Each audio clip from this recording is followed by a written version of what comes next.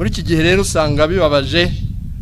Ubu ngubu hari iki kintu cy'uko n'abana bato ndetse bavuga n'imyaka 15 kuboneza urubyaro bivuga iki? Kuboneza urubyaro babyeyi barezi ni uguhurwaho ubusambanyi. Mutekereze wa mwana watangiye aboneza urubyaro ku myaka 15 ni akagera gushaka amaze gukuramo inda inshuro zingahe, uwo azaba umubyeyi koko?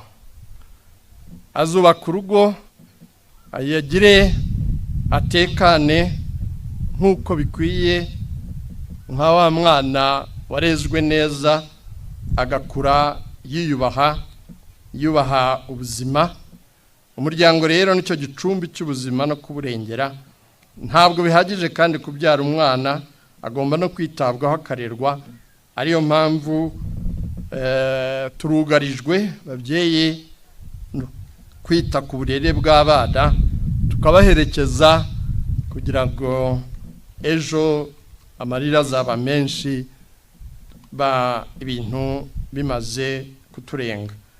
Nk'uko Imana riba yarahaye umuryango ubutumwa n'ububasha bwo gufatanya nayo kurema ubuzima bushya, ni nako n'umuryango ukomeza kumuremamo ubumuntu ngo abe umuntu wuzuye ufite indangagaciro, n'umuntu uzaba ingirakamaro kandi utekanye. Murakoze, mbifurije gukomeza kugira yubile nziza.